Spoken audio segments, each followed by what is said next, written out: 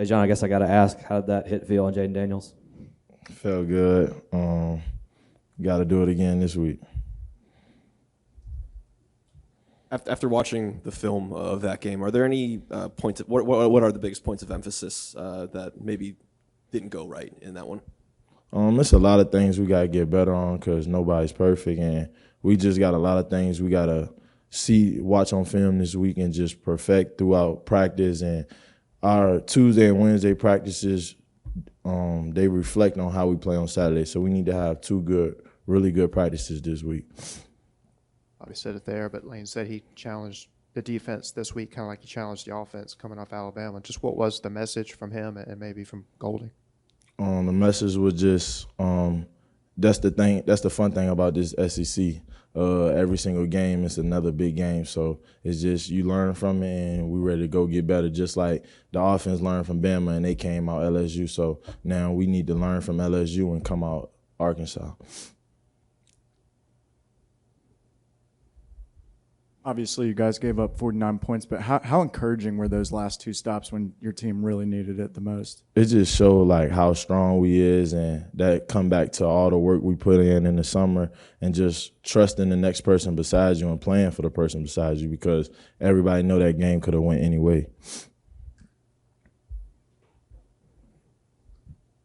Daijahn, we go all the way to the last play of the game, throw into the end zone. Weren't you the guy that really was there to break it up? Yes, sir. Kind of explain how that ending felt.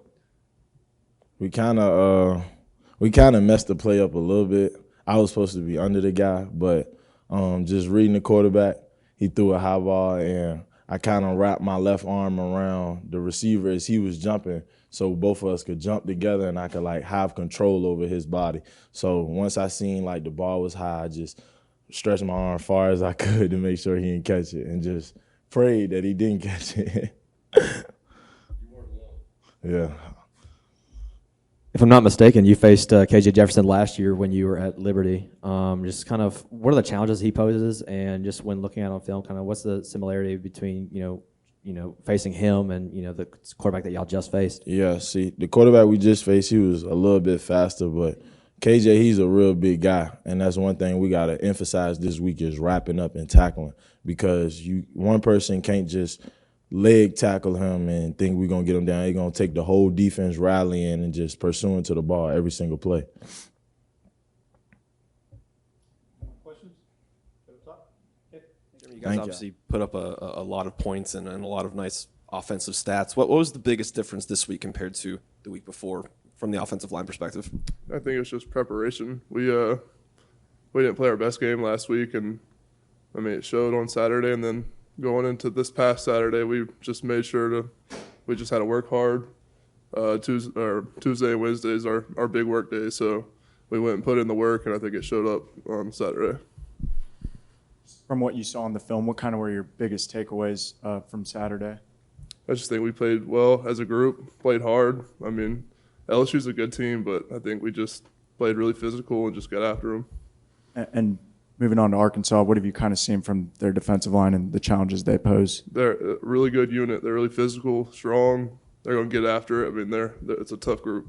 I guess just 5 games in with Quincy McGee and Victor Kearney filling in and starting on the offensive line, because how have you seen them kind of just mesh with guys like you who have been this line long enough, and just how has it kind of fit together so far? Yeah, I mean, every game. I mean, this is their first year with us, but every game we play together. I mean, we're obviously going to just meld and just like get closer, but it's been a lot of fun. They're really close to us. I mean, it's really fun playing with those guys. What was it like for y'all's group last week? I think after the game Saturday, Lane hinted that he kind of really challenged y'all specifically. Just what was kind of the message for y'all all through last week? We got to work. We had a lot of things figured out, and we just had to get to work. I mean, I think that's what we did. Jeremy, what does a performance like Saturday kind of do for y'all confidence-wise, moving forward, especially coming off that Alabama game? I just think it shows what we can be when we're hitting on all cylinders, but we just got to continue to push so we can strive to get to what happened Saturday. And was there anything kind of specific that you think could translate from Saturday's game that y'all can apply to future games in terms of offensive success? I mean, yeah, just the preparation that we took into that game. Yeah. Kind of on that same vein, when asked about it after the game, Lane was talking about the offensive line having to endure a lot of criticism, especially after the Alabama game. Was it hard to ignore or block that out, kind of especially early on? I mean, I don't think it bothers any of us. I mean, we hear it, but I'd rather have a fan base that is frustrated with us when we're not playing well than one that is celebrating when we're close to winning big games. So.